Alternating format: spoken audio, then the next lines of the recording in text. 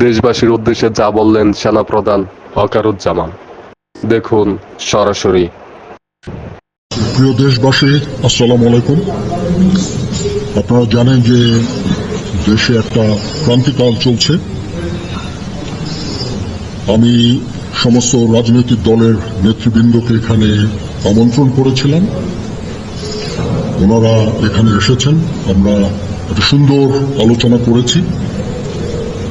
সেখানে আমরা সিদ্ধান্ত নিয়েছি যে একটা ইন্টারিম গভর্নমেন্ট আমরা ফর্ম করব এবং ইন্টারিম গভর্নমেন্টের মাধ্যমে এদেশের সমস্ত কার্যকলাপ চলবে। আমরা এখন মহামান্য রাষ্ট্রপতির কাছে যাব যে এই ইন্টারিম গভর্নমেন্ট ফর্মের ব্যাপারে ওনার সাথে আলোচনা করে আমরা একটা ইন্টারিম গভর্নমেন্ট ফর্ম করে দেশ পরিচালনা করব। আমি আপনাদের কথা দিচ্ছি, সমস্ত হত্যা, সমস্ত অন্যায়ের বিচার আমরা করব। আপনারা সেনাবাহিনীর প্রতি আস্থা রাখেন, সশস্ত্র বাহিনীর প্রতি আস্থা রাখেন।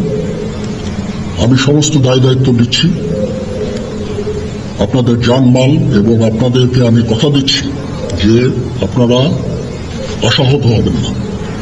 ইনশাল্লাহ আপনাদের যত দাবি আছে সেই দাবিগুলো আমরা পূরণ করব এবং দেশে একটা শান্তি শৃঙ্খলা ফিরিয়ে নিয়ে আসব। আপনারা আমার সাথে সহযোগিতা করেন। দয়া করে আর এই ভাঙচুর, হত্যা, মারামারি, সংঘর্ষ এগুলো থেকে বিরত হন। আমি নিশ্চিত যে আপনারা যদি আমার কথা মতো চলেন, আমাদের সাথে যদি একসাথে যদি কাজ করি আমরা, নিঃসন্দেহে আমরা একটা সুন্দর পরিণতির দিকে আমরা অগ্রসর হতে পারি। আপনারা দয়া করে আমাকে সাহায্য করেন।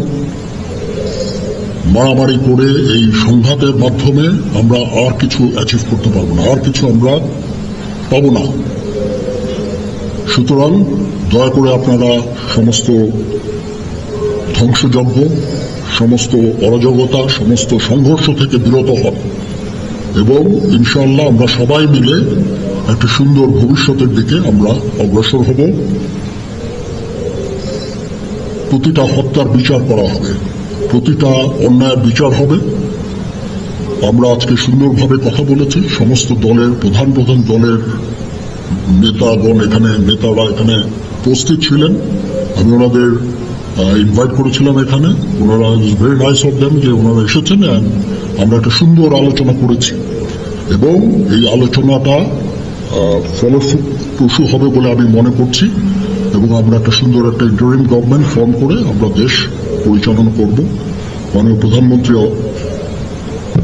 পদত্যাগ করেছেন এবং এখন একটা ইন্টারিম গভর্নমেন্ট ফর্ম করে আমরা আমাদের কার্যক্রম পরিচালনা করব। সবাই ভালো থাকেন, আল্লাহ আমাদের মঙ্গল করুক। আল্লাহ হাফেজ।